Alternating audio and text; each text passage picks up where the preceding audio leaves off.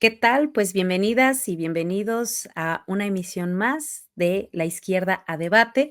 En esta ocasión tendremos el número 30 y pues bueno, tendremos a una invitada muy especial para dialogar sobre lo que ha sido este balance del primer año de nuestra presidenta Claudia Sheinbaum. Así que pues bueno, vamos a iniciar platicándoles que este espacio pues bueno es un esfuerzo para construir diálogo, pero también para escucharnos y generar conciencia crítica. Entonces, pues bueno, con nuestra invitada del día de hoy vamos a tener ese gusto de poder escucharla. Yo les voy a presentar quién es nuestra acompañante el día de hoy.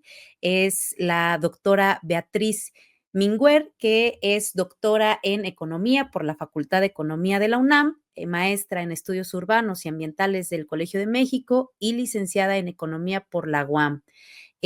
Temas de especialidad, economía y ecología política, políticas públicas en materia de gobernanza, zonas metropolitanas y vivienda, desarrollo urbano y ciudades sustentables, economías sociales y solidarias y vinculación y procesos participativos. Ha escrito artículos especializados en diversos temas sobre desarrollo sustentable, planeación urbana y vivienda sustentable, así como economía política. También es miembro del Sistema Nacional de Investigadores y candidata a la medalla Alfonso Caso de la UNAM por su investigación doctoral. Ha colaborado en el Senado de la República, en la Secretaría de Bienestar y en la SEDATU, en la que ha sido directora de Gobernanza y Vinculación Metropolitana, directora de Seguimiento y Operación de Programas y recientemente directora de Políticas y Programas de Vivienda y actualmente directora ejecutiva de Análisis y prospectiva en el Instituto de Planeación Democrática y Prospectiva de la Ciudad de México. Así que, pues nos da muchísimo gusto darle la bienvenida a la doctora Beatriz. Beatriz, ¿cómo te encuentras el día de hoy? Muchas gracias, Fernanda. Muchas gracias a la Izquierda Debate por la invitación. Muy contenta de compartir con ustedes estos espacios para reflexionar juntos y juntas. Pues muchas gracias también por acompañarnos. Así que, pues bueno, vamos a iniciar esta sesión con esta frase que se ha vuelto muy popular, ¿no? De es tiempo mujeres. Y pues bueno, vamos a dialogar sobre cómo ha sido justamente este primer año de la presidenta Claudia. Tú, de manera general, ¿cómo lo evaluarías y cuáles destacarías como principales logros en este momento? Pues Fer, este año ha sido complejo, sin duda, ha sido un año muy intenso. Cuando hacemos esa retrospectiva de cómo hemos vivido este año, parece que han sido varios años y a veces estando desde la función pública, sufrimos cada una de las decisiones que se toman porque las sufrimos con ella también, ¿no? Y con nuestros, cada quien con nuestros, en nuestros espacios. Eh, Hemos visto lo complejo que ha sido este año. Sin duda nos tocaron momentos difíciles para nuestros gobiernos de izquierda, pero los hemos librado muy bien. Nuestra primera parte de este proyecto con el expresidente Andrés Manuel López Obrador nos tocó pues nada menos que la pandemia. Y en este segundo piso de la transformación nos tocó pues vivir los embates tan fuertes del gobierno de Estados Unidos que nos ha estado pues torturando con las diversas decisiones que ha tomado muy erráticas, que nos generan mucha incertidumbre, no solamente a nivel geopolítico, sino también nacionalmente hemos tenido que estar tomando decisiones pues que de acuerdo a los bandazos que ha dado el gobierno de Estados Unidos. Entonces, este primer año sin duda ha sido complejo, pero tenemos grandes logros. Me parece que con todo y esta complejidad que estamos enfrentando, la presidenta ha sido una mujer muy valiente para enfrentar este gran reto de Trump. Y ha tomado decisiones inteligentes, ha hecho una planeación importante y ha generado distintos escenarios de acuerdo a las decisiones que se toman, porque desgraciadamente tenemos que recordar que dependemos en un 80% al menos de las decisiones que se tomen de Estados Unidos, ¿no? Digamos que los gobiernos anteriores y el modelo capitalista globalizado hizo que muchas de las economías dependieran unas de otras, unas más que otras de grandes imperios, incluyendo al propio Estados Unidos, ¿no? Estados Unidos fue presa de su propio sistema globalizador y hoy mismo se encuentra en una encrucijada por la que ha tenido que estar tomando estas decisiones, por supuesto erráticas, como decía, pero muy violentas hacia el resto del mundo, ¿no? Especialmente para los países con los que tiene mayor vínculo y dependencia como México. Entonces, pues este año ha sido complejo, sin duda,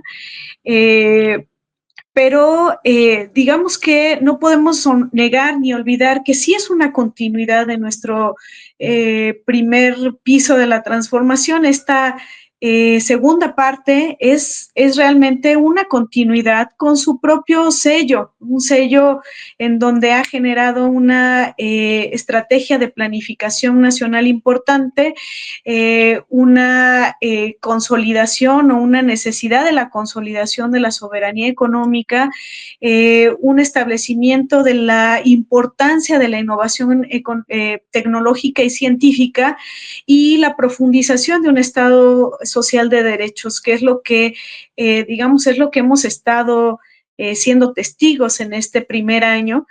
Si bien AMLO dejó pues unas bases ideológicas, discursivas muy importantes en nuestra primera etapa de los gobiernos de izquierda en nuestro país, con ideas muy claras, con un proceso de concientización muy importante que se generó a lo largo de su sexenio, y también con grandes proyectos, con estos grandes proyectos prioritarios como los aeropuertos, como el tren interoceánico, como el tren Maya.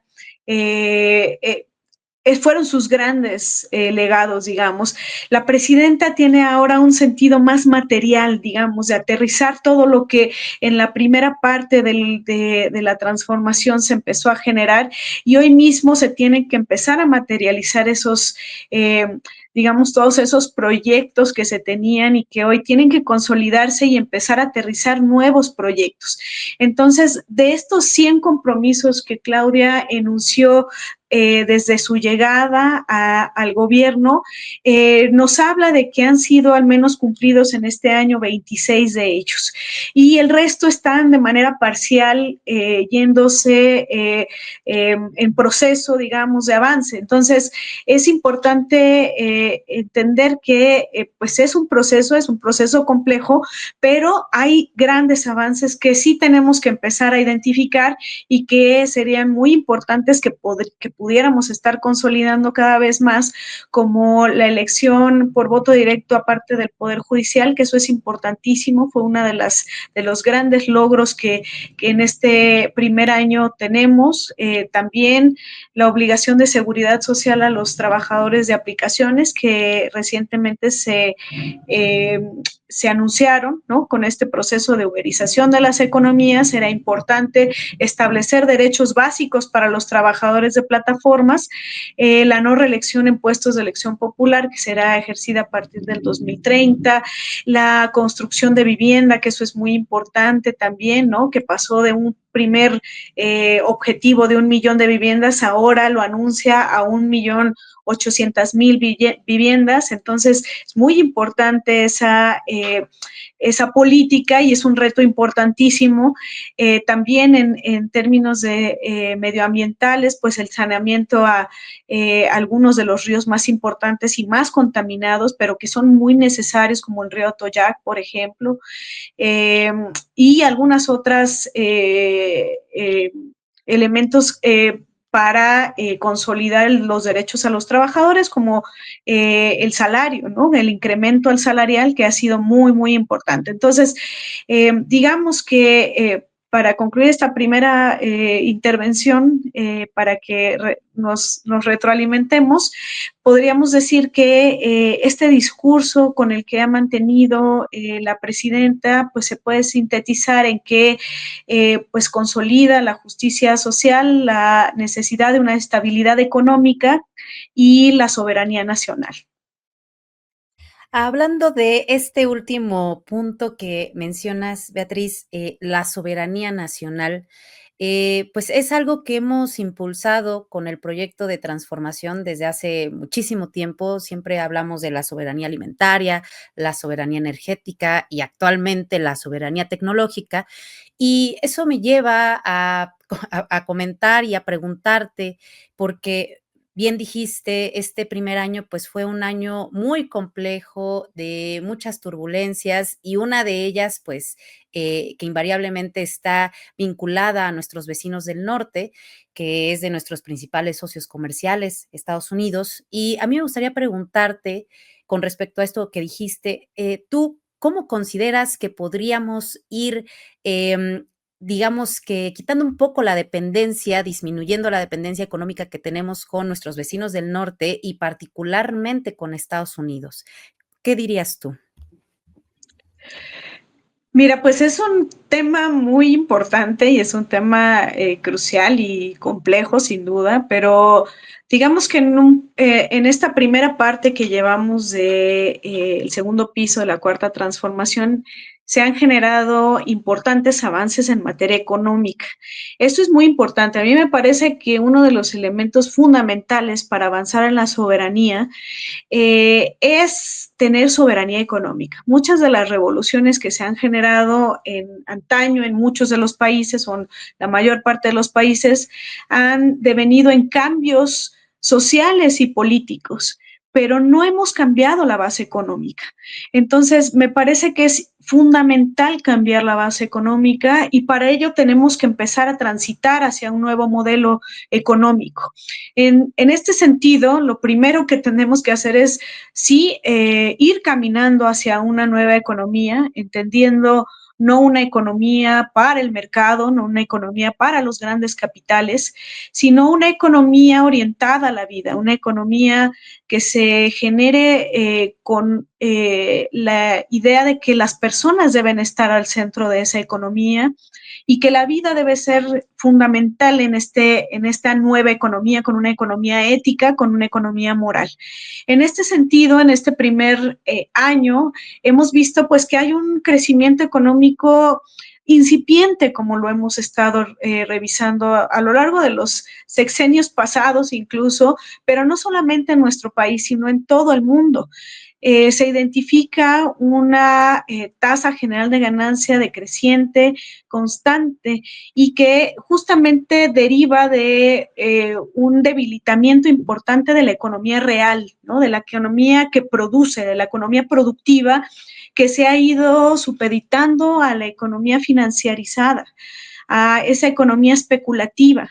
En ese sentido, pues hemos tenido este crecimiento incipiente de 1.2%, que es el que anunciaba justamente la presidenta en este primer año, y que a pesar de este, digamos, incipiente crecimiento, tenemos un peso estable, un peso que ha estado fluctuando entre 19 y 20 pesos por dólar, y lo cual nos da pues estabilidad también, nos ayuda a mantener una deuda también relativamente estable y que podamos ir manejando. También nos anunciaba que había una inversión extranjera directa récord en este primer semestre del 2025, que también había una inflación controlada del 3.7% para septiembre de 2025 y que había un desempleo pues de los más bajos del mundo, de 2.7%. Si bien incrementó también el empleo informal, eso también hay que identificarlo, ¿no? Muchos de los programas sociales han derivado también en que haya apoyos que permitan que existan pequeñas unidades económicas que no necesariamente se formalizan. Entonces, también eso genera un incremento en la informalidad laboral pero digamos que hay una disminución importante del desempleo que tenemos que tomar en cuenta. También hay un aumento histórico del salario que pasó de el 135% de incremento entre el 2018 y el 2025, que eso es muy importante, ¿no?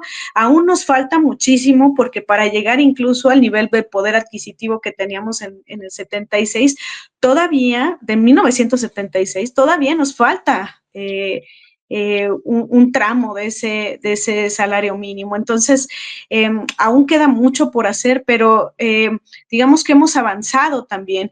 En la recaudación fiscal nos mencionaba que también hay una cifra récord en recaudación de impuestos sin aumentar los impuestos, ¿no? Que eso también es importante señalar y que se ha señalado mucho también y que se ha discutido mucho y que se seguirá discutiendo la reforma fiscal, pero incluso sin reforma fiscal se incrementaron más de 500 mil millones de pesos con esta recaudación.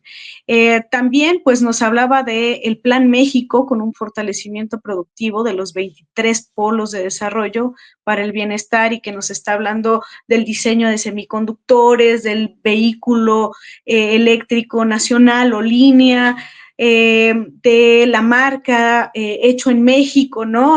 Tratando de fortalecer también el mercado nacional. En fin, también pensando en un elemento fundamental para la soberanía, que es la energética. Nos toca en este año, como bien nos anunciaba en las mañaneras la presidenta, pues pagar una gran parte de la deuda de Pemex en este sexenio. Entonces, es importante tomar en cuenta que mucho de la parte del presupuesto de este año que sigue se va a ir para Pemex, pero es importante mantener la soberanía energética. Y en este sentido, pues es importante que apoyemos a que Pemex se siga consolidando, porque parte importante de esa soberanía va a ser reforzar justamente pues nuestra soberanía energética a partir de Pemex y CFE, ¿no? Y las refinerías que se han estado generando, además de los proyectos prioritarios. Sin duda, nos hace mucha falta, pues, un camino muy importante en el Plan México, por ejemplo, empezar a consolidarlo, empezar a hacer más que el Plan México, más que un plan, que es, recordemos, el plan, los planes son orientaciones. Entonces, tenemos un plan vivo, es un plan que se está generando, es un plan que se sigue trabajando, entonces es importante empezar a pensar en que ese plan se tiene que empezar a consolidar, se tiene que profundizar, se tiene que reforzar la transferencia tecnológica con estas grandes inversiones que se han hecho, ¿no? Este récord que nos estaba mencionando del primer semestre del 2025, pues se tiene que forzar a que esas grandes inversiones generen transferencia tecnológica para las empresas mexicanas y que las empresas mexicanas empiecen a generar tecnología por sí mismas.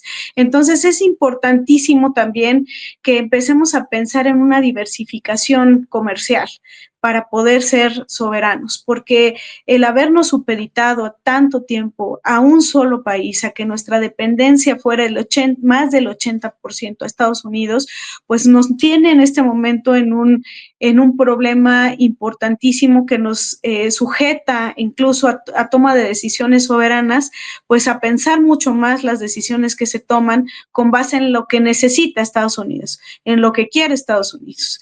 Entonces, tenemos que empezar a transitar hacia una diversificación comercial en donde podamos consolidar un proyecto latinoamericano sólido y que podamos empezar también a pensar en incorporarnos al BRICS o al menos tener esa apertura para poder negociar mucho más con otros países como se hizo también con el BRICS y empezar a tener pues esta participación del mundo multipolar que se está generando ahora.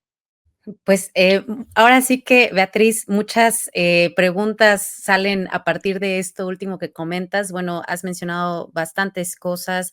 Hablaste, por ejemplo, de cómo el capital el capital productivo ha estado supeditado, o más bien se ha supeditado al capital financiero, y, en eso cómo es que México puede entonces desarrollar sus fuerzas productivas a partir del Estado, cómo el Plan México lo vincula o lo integra o tiene esta perspectiva, porque bueno, el Plan México es un plan que parece bastante ambicioso, sin embargo hay inquietudes, ¿no? Sobre algunas cosas que, digamos, ya en la operación, en la operatividad, cómo va a estar ejecutándose, y que son preguntas que en general se hacen en la ciudadanía, ¿no? ¿Cómo esta inversión se traduce en bienestar hacia el pueblo? Y otra pregunta también, ¿no? Que, bueno, realmente puede haber bienestar mientras sigamos teniendo un sistema económico capitalista, ¿no? Que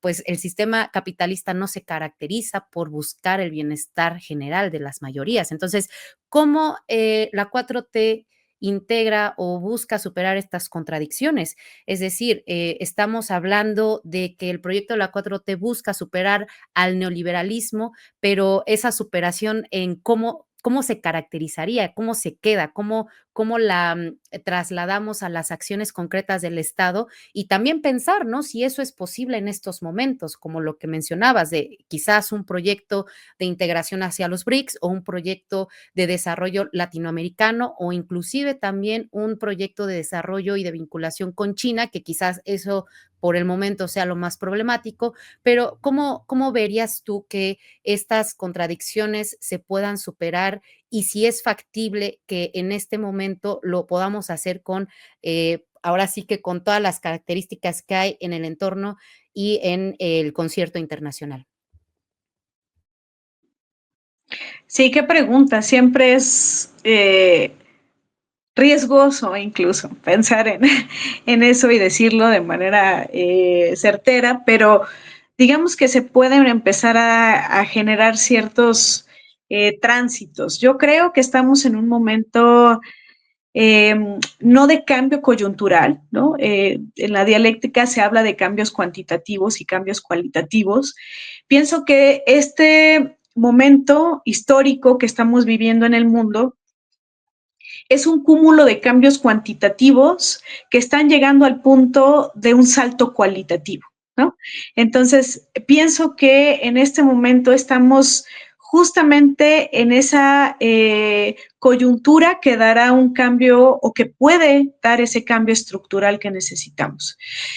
¿Cómo lo podemos lograr? Bueno, primero tenemos que tener la conciencia de que el cambio no se da por sí mismo, que no hay algo tal como un cambio teleológico y que todo mundo, de alguna forma, como se pensaba en alguna primera lectura de Marx, que después del imperialismo y de la fase más superior del capitalismo se iba a llegar al socialismo, ¿no? Una vez que se hayan llegado al desarrollo máximo de las fuerzas productivas, derivaría prácticamente, ¿no? En un socialismo.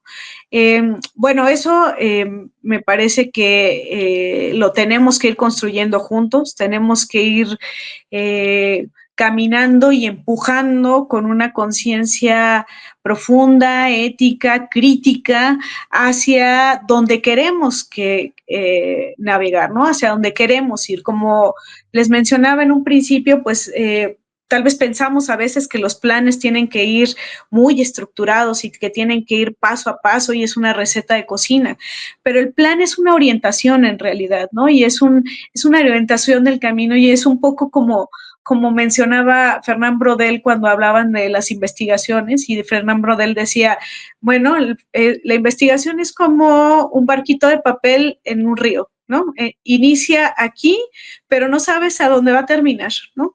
Entonces, un poco es eso, ¿no? Hay una orientación, pero bueno, en este caso no nos vamos a dejar ir por la marea o por el río, sino que vamos a orientar hacia dónde queremos ir. Y los planes se pueden corregir. De hecho, nosotros hemos visto al menos 4 versiones del Plan México. Vimos un primer Plan México muy orientado al nearshoring, ¿no? Cuando estaba en la primera fase antes de que, digamos, tuviéramos esa interacción tan fuerte con Estados Unidos, con el Trump, con Estados Unidos de Trump. Y que se orientaba mucho más a ese modelo globalizador que se estaba consolidando. o que se había ya consolidado. Sin embargo, pues llega Trump con un nacionalismo proteccionista y nos hace revirar un poco ese, ese plan que teníamos. Entonces, dejamos un poco al lado, incluso no sé si has visto, pero pues ya ese término del nearshoring hasta se quedó atrás, ¿no? Porque ya justamente eh, ese mundo globalizado quedó un poco ya atrás con todo lo que está sucediendo con Estados Unidos y con los aranceles de Trump. Entonces, nos hizo repensar ese plan México y entonces empezamos a repensar, en vez de estar pensando en un plan México orientado hacia el exterior, empezamos a pensar un plan México orientado al interior, ¿no? A reforzar el mercado interno, a pensar en lo hecho en México, a pensar en las soberanías, a pensar en un medio ambiente más sano, porque necesitamos también pensar en eso como un primer elemento fundamental, porque, digamos, si no pensamos en un medio ambiente más sano, pues difícilmente cualquier cosa que hagamos va a funcionar. Entonces, ya pensamos mucho más en esto, en consolidar incluso un modelo más proteccionista de nuestros propios cultivos nativos, ¿no? Como el maíz, ¿no? Que ahora se prohíbe ya el maíz transgénico y se empieza a consolidar más la producción del maíz nativo. En fin, creo que es importante empezar a pensar si en este momento, en esa coyuntura que nos da esa oportunidad de pensar en los tránsitos y cómo vamos a lograr, digamos, esa transición que necesitamos, pues es un poco el desafío de llegar de un estado un poco redistribuidor, que es en lo que estamos en este momento. Estamos consolidando un estado sí rector, pero más redistribuidor de la riqueza, en donde tratamos de que la riqueza acaparada por la mayor parte de los capitalistas se redistribuye a través de los programas sociales, por ejemplo. Bueno, tenemos que pasar de ese estado redistribuidor a un estado realmente transformador, ¿no? Un estado que empiece a producir, que empiece a generar un proyecto productivo, industrial, nacional, consolidado, no ese proyecto productivo de los 40, 50, que en realidad pues además de que pues fue una falacia el decir que fue un milagro mexicano y que fue la sustitución de importaciones, pues sí, pero fue un proyecto productivo dependiente, tardío, transnacionalizado, dependiente, un Estado que dio los mayores beneficios al extranjero. Ese modelo de supuesto milagro mexicano tampoco lo queremos. Queremos un modelo de industrialización propia a través de la identificación de capacidades y necesidades, ya un poco quitándonos la idea esta de la ventaja comparativa, pensando en que esa ventaja comparativa que teníamos los países de América Latina era pues la fuerza de trabajo con salarios bajos y recursos naturales que se podían explotar de manera indiscriminada. Entonces, ese modelo no lo queremos. Si queremos realmente transitar desde una perspectiva de izquierda a una verdadera transformación, tenemos que pensar en esta nueva forma de industrialización. También tenemos que transitar de la estabilidad económica o macroeconómica que hemos tenido afortunadamente en estos 2 sexenios a a una verdadera alternativa al desarrollo con justicia. Tenemos que fortalecer este mercado, este crecimiento endógeno, digamos, con base en estos polos regionales de desarrollo, pero con una planeación estatal muy fuerte, que pase de la planeación estratégica, que fue realmente la planeación que se generó de manera tecnócrata, a una planeación deliberativa, a una planeación en donde la gente esté involucrada en los procesos, donde la población sea la que tome también las decisiones. Recordemos que este proyecto es un proyecto del pueblo, es un proyecto de un movimiento social que tenemos que seguir escuchando, que es importantísimo que el gobierno no se separe del pueblo. Entonces, en este sentido, estos polos de desarrollo, estos PODEBIs o PODECOBIs que se llaman ahora, son importantes que se platiquen, eh, que se participe del pueblo para que se escuchen sus voces y sepamos cuáles son sus necesidades y que ellos participen de este crecimiento con esa idea de la prosperidad compartida para que pues la economía social y solidaria también se vea reflejada en estos polos regionales de crecimiento. También se debe transformar esta economía para incluir la autogestión. Esta idea de las economías populares es importante, las cooperativas, y que empiecen no solamente a generarse con recursos estatales, porque de alguna forma eso tendría también cierto límite. Tenemos que empezar a generar nuevas formas de financiamiento en donde las pequeñas unidades económicas que son las que dan la mayor parte de los empleos en nuestro país se vayan consolidando y vayan encontrando también sus nuevos rumbos. Tenemos que encontrar también y avanzar hacia una justicia social territorial más profunda en donde se reconozcan las autonomías de los pueblos originarios, se reconozcan usos de suelo diferentes, que haya una gobernanza popular, en fin, creo que hay retos importantes que se tienen que tomar en cuenta, que señalar, pero que también ir avanzando poco a poco a ellos y creo que vamos por un buen camino. Pues, sin duda, muchos retos, una, complejidad que en la cual estamos viviendo actualmente. Y bueno, yo, pues, tengo naturalmente muchísimas preguntas. Mencionabas, por ejemplo, el tema del cuidado al medio ambiente, que, más que, una política como, digamos, de cuidado, tendría que ser una política prioritaria, ¿no? Debido a la crisis ecológica en la que nos encontramos, ¿no?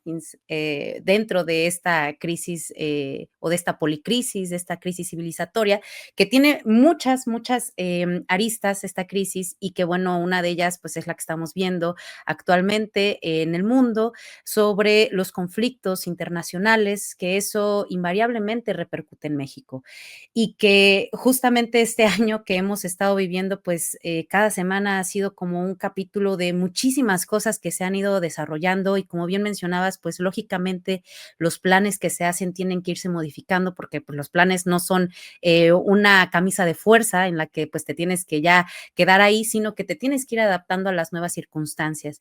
Pero hoy en día una de estas circunstancias es, que hemos visto cómo hemos estado como país, como nación, pues sujetos a estas disposiciones externas, vamos a llamarlo de esa manera, ¿no? Entonces, hablamos de esta soberanía, de fortalecerlo, hablabas de cómo el Estado tiene que transitar de esta política redistributiva a una política de mucho más injerencia en el tema productivo. Y en ese sentido, que hablábamos también del Plan México y de los demás proyectos, también con el campo, que algo que también a mí me gustaría mencionar es que, porque lo vemos mucho, ¿no? Con los compañeros que, pues lógicamente tenemos un mundo ideal al que nos gustaría llegar, pero pues así como vemos el desarrollo de un niño, ¿no? No va a correr recién nacido, pues se tienen que ir dando pasos. Entonces, en relación a ir dando esos pasos, ¿crees que es posible que México se sacuda un poco las cadenas que lo atan a los socios comerciales que tenemos fuera? Y si es posible que a partir de este plan el Estado pueda tener un papel realmente fuerte a la hora de dirigir la política productiva del país. ¿Crees que eso sea posible? ¿Crees que eso sea factible en estos momentos?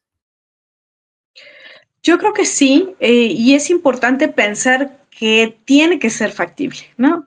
Tenemos que aprovechar este momento importante de coyuntura que nos da ese poder de transitar estructural para cambiar de manera profunda este camino que ha seguido las economías mundiales y que esa base productiva que necesitamos empezar a consolidar, pues dé justamente ese viraje importante.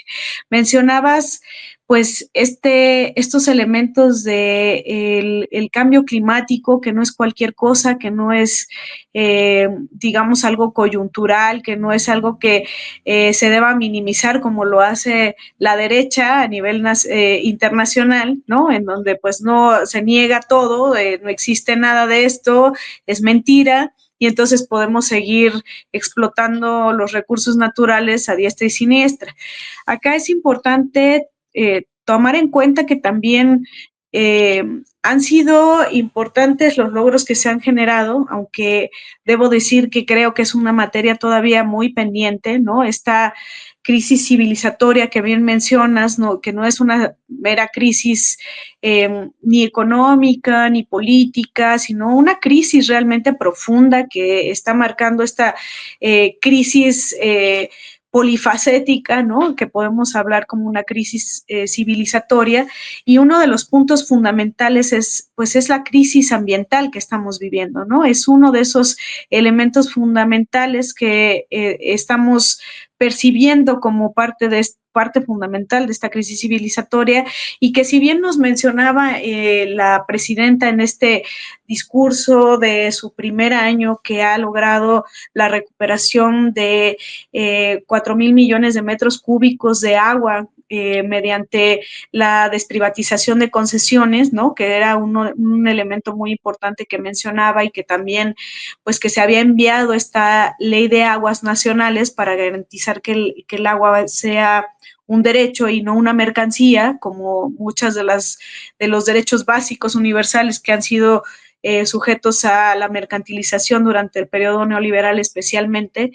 Eh, Todavía quedan elementos que trabajan muy importantes. El agua es fundamental, ¿no? Y si bien hoy tenemos 20 proyectos estratégicos de agua potable y de saneamiento, como el acueducto de Ciudad Victoria o las presas El Novillo, El Tunal, Milpillas, el programa de aguas para Acapulco y el saneamiento de los ríos Tula, Lerma y Atoyac, eh, tienen que ser consensuados por la gente, tienen que ser generados con participación de las comunidades, para que sean realmente proyectos que puedan consolidar un tema ambiental importante como la preservación del agua, que es fundamental, ¿no? Y que hoy mismo tenemos unas manifestaciones medioambientales que nunca las habíamos tenido, como las grandes sequías que hemos padecido ahora, como las grandes inundaciones que tenemos ahora, justamente por un ciclo de lluvias atípico que no habíamos tenido pues nunca, y ahora lo tenemos. Es importante tomar medidas importantes y que no las hemos tomado antes, ¿no? Esta idea de generar una ciudad esponja que se está generando también en la Ciudad de México es importante, ¿no? Con esta idea de la acupuntura urbana, en donde haya lugares de infiltración de agua, donde haya lugares importantes de captación de agua, de tratamiento de agua, de descontaminación de agua y reutilización de la misma. Eso es importante tomarlo en cuenta, y creo que es una de las políticas también importantes de que se están tomando en cuenta en este sexenio. También el reforzamiento de la producción agroecológica es muy importante para la soberanía alimentaria. La protección constitucional de los maíces nativos que mencionábamos y la prohibición del maíz transgénico es un elemento fundamental. También el programa de producción para el bienestar y los fertilizantes gratuitos, que también han sido pues innovadores en este sexenio, bueno, en este digamos, este primer año del sexenio, ¿no? Que nos queda bastante, y también, pues, el reforzamiento del programa de Sembrando Vida, que también ha hecho, pues, que 415,000 sembradores cultiven hasta 1,000,000 de hectáreas para reforestar también. Entonces, eso es importantísimo para la recuperación ambiental y también que haya obras sustentables. Para que podamos también transitar hacia otro momento histórico. Yo creo que sí es importante tomar en cuenta que una base fundamental, además de la economía, sin duda, para lograr esa soberanía, es tomar en cuenta los riesgos ambientales que tenemos, empezar a transitar a más allá de tener un enfoque de servicios ambientales en donde la naturaleza sigue siendo un servicio, ¿no? Sigue siendo un objeto, empezar a pensar en los derechos de la madre tierra, empezar a consolidar la idea de pensar en la naturaleza como un sujeto y darle derechos de sujetos y empezar con ello a transitar hacia otra forma de civilización. Eso es muy importante. Si no consideramos a la naturaleza como un sujeto, nos vamos a quedar en una crisis tan importante y tan profunda que no importa si la economía avanza, no importa si tenemos un proyecto productivo, nacional, fuerte y consolidado, si no podemos transitar hacia una forma diferente de relacionarnos con la naturaleza. Y eso tiene que pasar, es algo fundamental. Si no lo tenemos en cuenta, sin duda me parece que va a ser un tropiezo cualquier tipo de plan o proyecto que tengamos y pues necesitaríamos pues un otro planeta para poder llevar a cabo las acciones que tenemos planeadas, si no cuidamos antes a, a la naturaleza como un sujeto más y la protegemos con derechos humanos de la naturaleza, ¿no? Totalmente. Pues, considero que si no planeamos con esa perspectiva, pues bueno, en realidad inclusive estaríamos condenándonos como especie, porque el modelo que prima en el mundo, pues, está basado en una lógica de recursos infinitos, cuando tenemos, pues, en el planeta recursos finitos. Y, por eso es preciso que podamos, pues, reflexionar y que a esta audiencia, pues, bueno, hay muchas preguntas que inquietan y que además, pues, quizás pudieran ser un poco, vamos a llamarlo, no muy comunes quizás en los espacios, abiertos, pero que son fundamentales, ¿no? Por ejemplo, preguntarte, Beatriz, si crees que, podríamos, o la 4T debería de ir más allá del keynesianismo, por ejemplo, deberíamos de hacerlo, deberíamos de impulsarlo.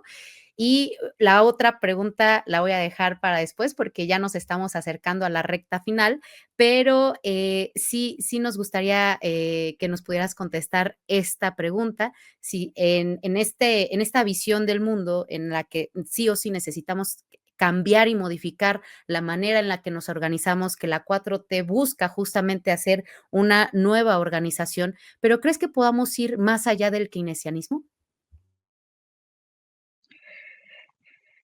Pues no solamente podríamos, tendríamos que hacerlo, ¿no? Sí tenemos que empezar a pensar más allá del keynesianismo. Recordemos que pues el keynesianismo respondió a un momento histórico también, ¿no?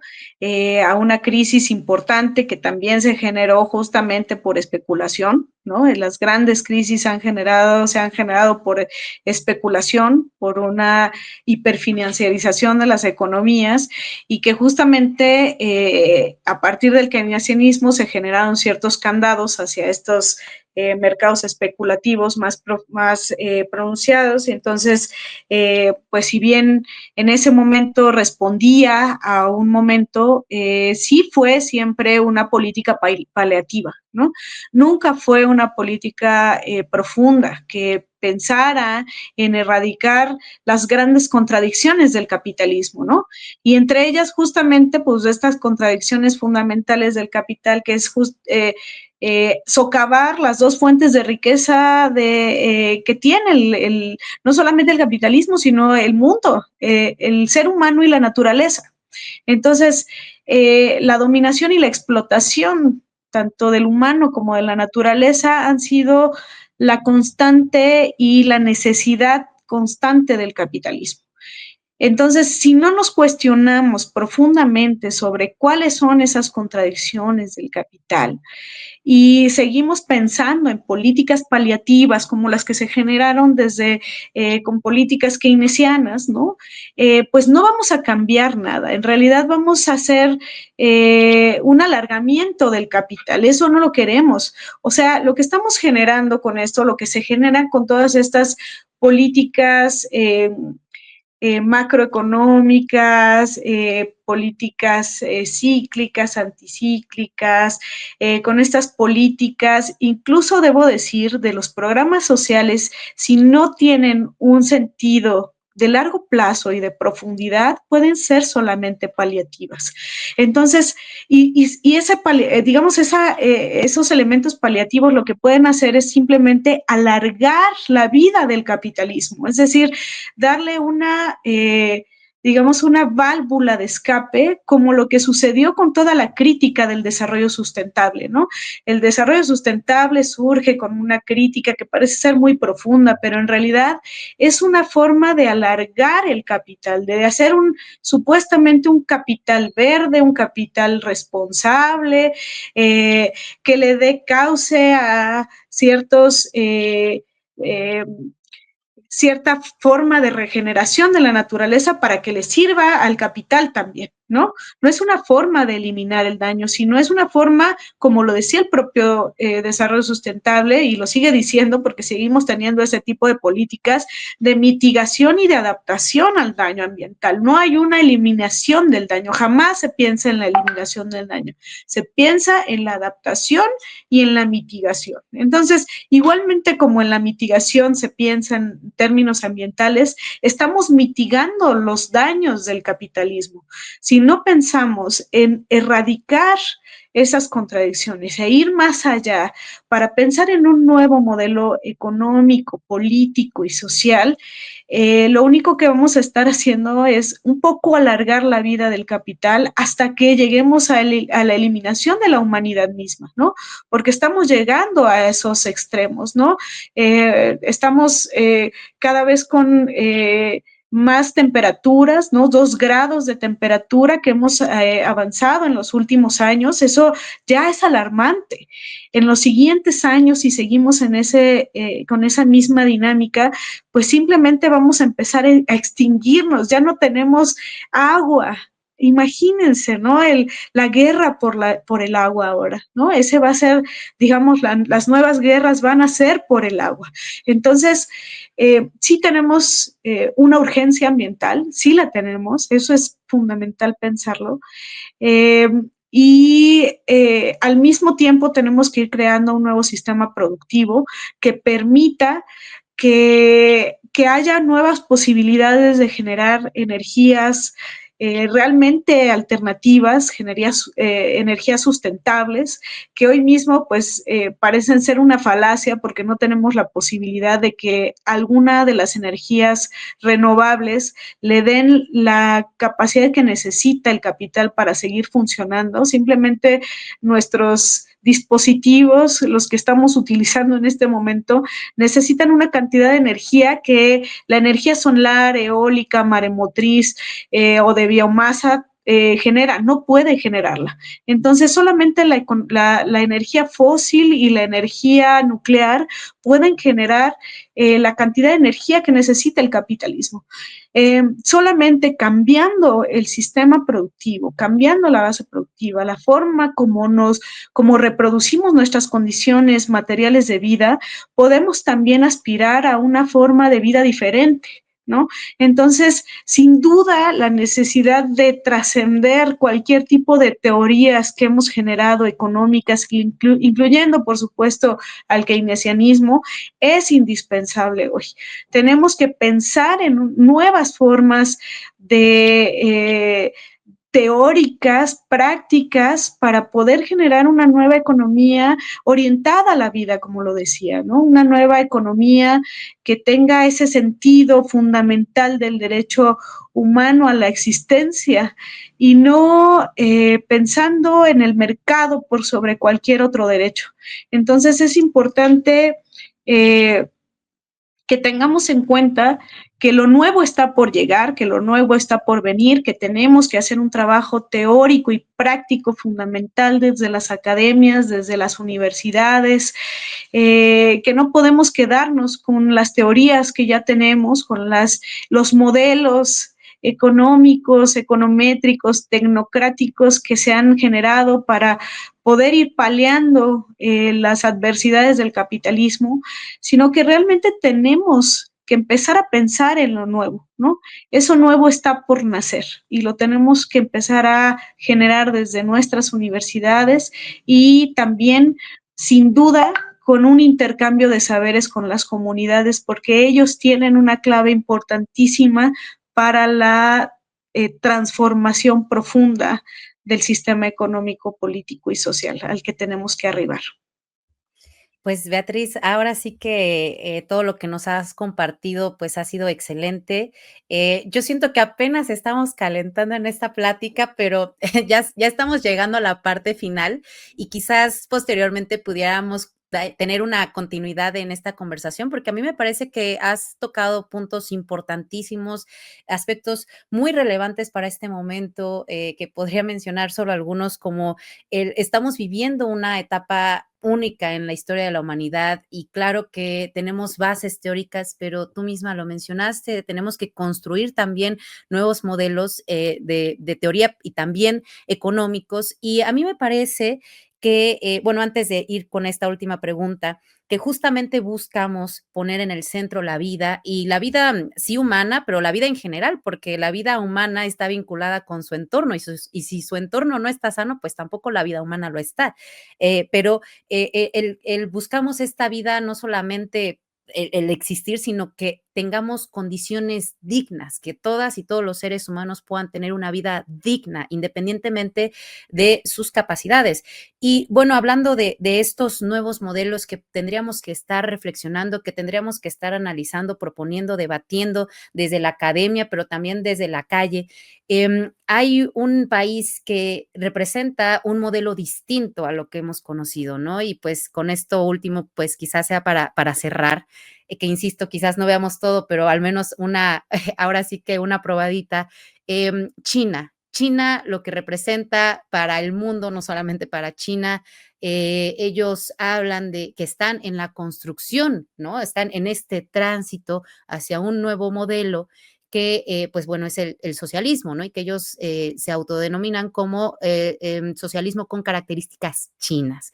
Y creo que hay mucho que aprender de China. ¿Crees que, bueno, quizás en 2 niveles, ¿no? Personalmente y como país, ¿no? ¿Qué tendríamos que aprender de China? Y tú, ¿cómo visualizas lo que está sucediendo en China y el impacto que tiene su ejemplo al resto del mundo y en particular a nosotros como México y con las características que tenemos? Entonces, pues bueno, si nos pudieras compartir lo que piensas con respecto a este tema, que yo sé que pues es un tema potente que genera también, que está, digamos, irrumpiendo, ¿no? En muchos espacios, el reflexionar, el pensar y el voltear a ver a China, que, pues, insisto, es algo que sí o sí tenemos también que estudiar, ¿no? Que voltear a ver. Entonces, Beatriz, ¿qué nos puedes decir al respecto? Qué importante tema este, pero sí da como para otro programa completo, completo, otros tres, yo creo, porque, híjole, China es un fenómeno muy interesante, ¿no? Me parece que lo más importante que tendríamos que aprender de China es su poder de planificación, ¿no? Me parece que lo que ha generado China tanto adverso como no, porque hace unos años, recordemos, tenía unos niveles de contaminación exagerados, ¿no? La gente salía y caía como mosca porque realmente tenían unos niveles de contaminación terribles. Recordemos también que en un primer momento fincaron mucho de su crecimiento económico por los bajos salarios que tenían sus trabajadores, ¿no? Y niveles de precarización y de explotación muy fuerte. Entonces, si bien eso es importante no olvidarlo, ¿no? Es importante también pensar en cómo transitaron hacia otro momento. Y es que eso lo tenían muy planificado, ¿no? Incluso la fase de, digamos, de relativo detenimiento de su crecimiento exacerbado, ¿no? Lo planearon ellos con tiempo, ¿no? Dijeron, vamos a tratar de frenar para disminuir niveles de contaminación, subir los niveles de salario para nuestros trabajadores, ir consolidando un modelo de tecnología mucho más avanzado. Ellos aprendieron, fue ese proceso de transferencia tecnológica importante que tuvieron en ese momento, donde toda la inversión, pues realmente, además de que era inversión, también generaba un conocimiento tecnológico importante. Entonces ellos aprendieron de otros y replicaron y mejoraron, ¿no? Eso es muy interesante. El fenómeno de China es interesantísimo. Me encantaría ir a China. Creo que es importante hacerlo por el conocimiento que nos puede dar. Hay que irnos para, pues para conocer qué es lo que está pasando allá, para saber qué es lo que piensa la gente también. Pero, insisto, yo creo que lo importante es que ellos hicieron su propio modelo, ¿no? Lo interesante es que ellos planearon y tienen una fortaleza del Estado y de su partido en este caso, ¿no? El partido es el que digamos, el eje de todo lo demás, ¿no? El partido es el que decide quiénes van a ser los funcionarios y los funcionarios son los mejores del partido, ¿no? No son cualquiera, no son los amigos del padrino, del vecino, el que se pone ahí en el servicio público, sino el servicio público realmente es respetable y respetado, ¿no? Porque son los mejores y se capacitan para ello durante mucho tiempo, ¿no? Entonces, eso me parece muy importante, me parecen esas experiencias fundamentales las que nos están enseñando desde China, pero yo creo que sí, lo más interesante y lo más importante sería que ellos hicieron su propio modelo, ¿no? Hicieron su propia interpretación de Marx a la China, ¿no? Entonces, nosotros tendríamos que hacer nuestra propia interpretación de nuestras teorías, de incluso el propio Marx, por supuesto, leído desde América Latina, leído desde México, desde nuestro locus de enunciación, cómo lo podemos leer, cómo lo interpretamos y lo maximizamos y lo hacemos nuestro, ¿no? Cómo también entendemos el futuro, cómo hacemos prospectiva desde nuestros propios saberes, desde nuestros pueblos ancestrales. Yo creo que mucho de China, esa chinización del marxismo es muy a la suya, desde su propia cultura, ¿no? Ellos entendieron su propia cultura y cómo la interpretan y cómo caminan y transitan desde sus propias raíces, ¿no? Teniendo esa cultura muy arraigada. Y creo que eso lo compartimos mucho con China, ¿no? Entonces, esa cultura tan arraigada que tenemos, nuestros pueblos ancestrales vivos que están aquí con nosotros, no están muertos, ¿eh? Nuestros pueblos están aquí adentro y allá afuera. Entonces, ellos nos pueden orientar hacia ese camino que necesitamos orientarnos y es un poco el aprendizaje que yo creo que rescataría mucho así, sin conocer in situ a China, pero conociendo lo que conocemos ahora, creo que la gran enseñanza de ellos es la valentía para hacer un camino propio, ¿no? una forma de entenderse a sí mismos y de transitar a sí mismos hacia un modelo que ellos mismos construyen y que ellos mismos, digamos, dentro de su propia democracia, porque la hay, ¿no? A pesar de que digan, no, es un autoritarismo de partido, en realidad hay una democracia que no entendemos porque tenemos muy arraigada la democracia liberal. Y esa ya vimos que tampoco ha funcionado. Entonces, habría que hacer una nueva forma de democracia, a lo mejor entendiéndola desde nuestros pueblos ancestrales que también tienen su propia democracia. Entonces, pues eso te diría, porque además nos quedan unos segunditos ya nada más para cerrar, Fer. Sí, Beatriz, pues muchísimas gracias. De verdad que esta charla ha sido fenomenal y bueno, lástima, yo creo que nos harían falta, como tú dices, unas 3 sesiones más para profundizar en este último tema que, como bien lo mencionaste, pues bueno, es súper interesante. Creo que es una oportunidad para conocer a otros pueblos y también para conocernos a nosotros mismos como pueblo. Entonces, eso que tú mencionabas de lo que ellos han hecho es un marxismo a la China, pues tendríamos que hacerlo también a la mexicana y también como nación tendríamos que saber quiénes somos como pueblo y también hacia dónde tenemos que ir sin copiar, ¿no? Quizás, y que sí es importante, por supuesto, tomar esos ejemplos, pero adaptarlos a nuestros contextos, a nuestras condiciones y como tú bien mencionabas, pues hacer un camino propio, que inclusive pues China eso es a lo que promueve con otros países, ¿no? O sea, no nos copien, pero si les sirve algo de ejemplo, pues tómenlo, ¿no? Si algo funciona. Y a mí me parece eso excelente porque sí es una visión muy distinta de las cosas, es mucho más integral, una visión a la que estamos acostumbrados, ¿no?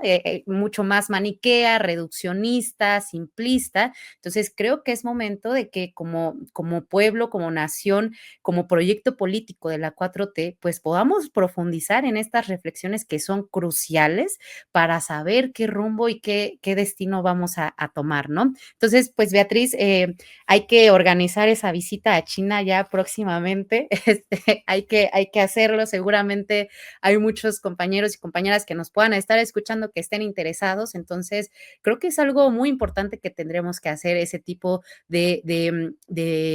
pues ahora sí que intercambios para conocer a profundidad y que pues bueno, además no está de más explorar ese tipo de visiones del mundo que son muy distintas a las de nosotros, ¿no? Entender a China desde China, no desde nuestra posición, ¿no? Entonces, pues bueno, también ahí propondremos a la unidad de las izquierdas que podamos desarrollar y profundizar estos temas también en el debate porque pues necesitamos dialogarlos. Entonces, pues Beatriz, ha sido un gusto enorme, un placer tenerte aquí y pues esperemos que podamos seguir dialogando con este último tema que nos quedamos, pues mira, ahora sí que bien picadas.